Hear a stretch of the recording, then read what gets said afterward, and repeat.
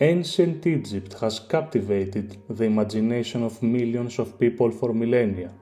Since the times of the mighty Ptolemies and the Roman Republic, a constant stream of tourists and scholars flocked to the decaying monuments of Old, Middle, and New Kingdom trying to understand the distant past. The Western audiences today, thanks to the ever-presence of media, have associated ancient Egypt with imposing megalithic structures, like the pyramids of Giza.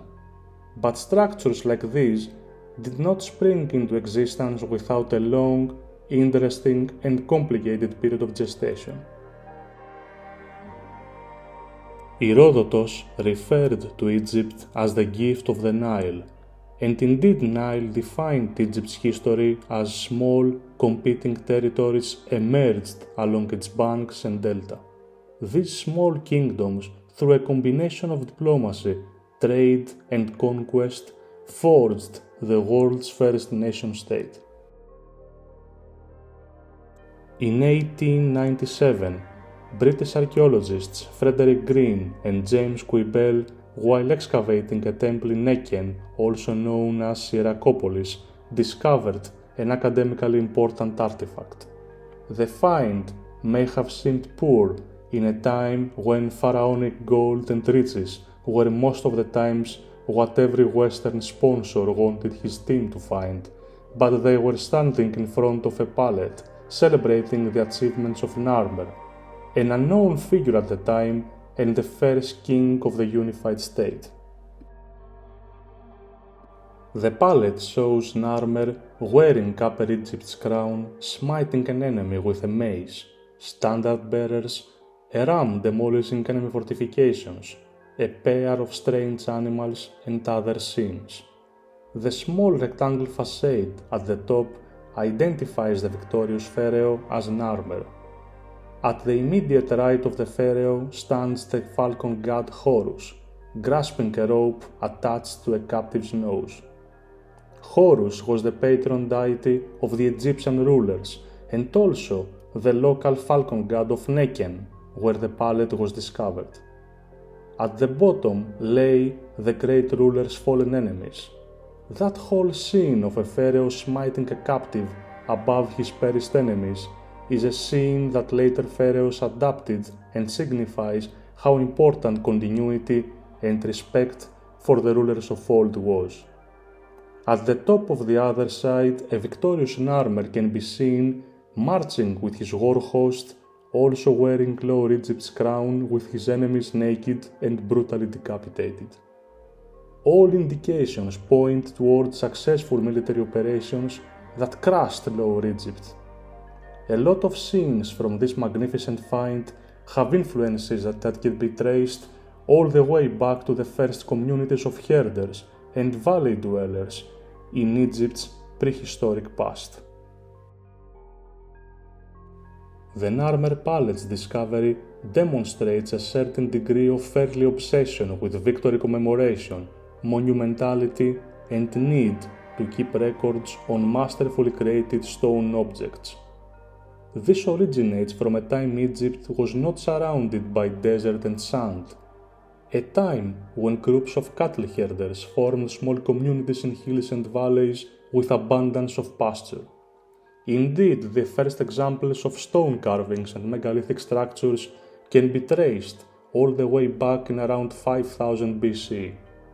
The climate, however, started to change around that time, and rainfalls gradually within a few centuries moved south towards the modern Ethiopia, turning the landscape into an unforgiving dry desert and forcing these populations to move closer to the river Nile.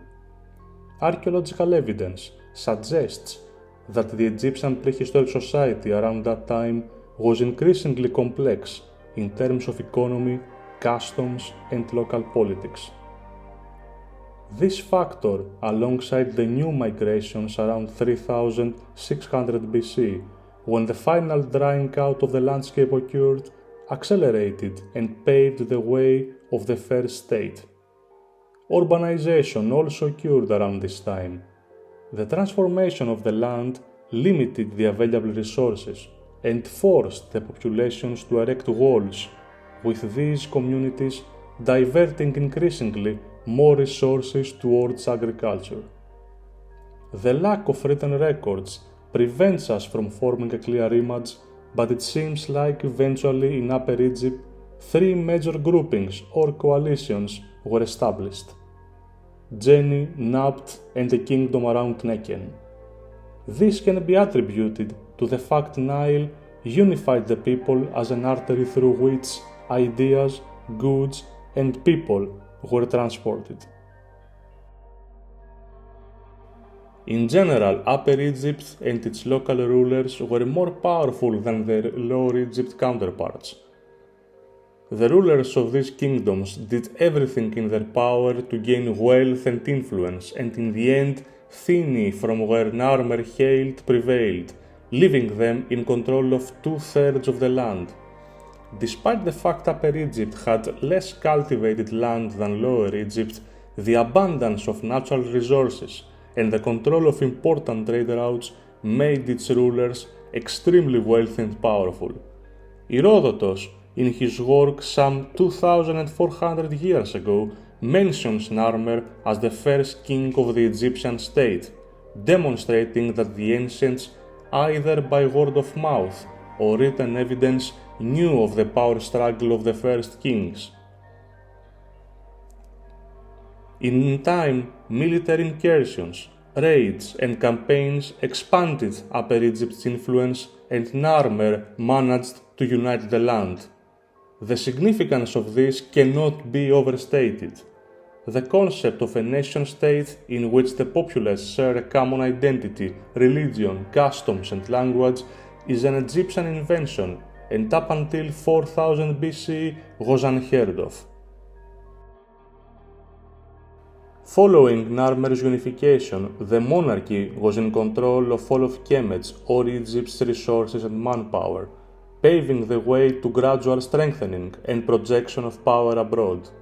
Narmer also showcased the power of the unified two lands by successful military endeavors in Canaan and south towards Nubia, and also founded the city of Memphis that would play an important role in the years to come. The great king was buried at Abydos, with archaeologists and scholars believe chambers B17 and B18 in el-Quab to be his final resting place. He was succeeded by Hor-Aha. In conclusion, the unification of Egypt at approximately 2950 BC was a gradual process which changed the world forever.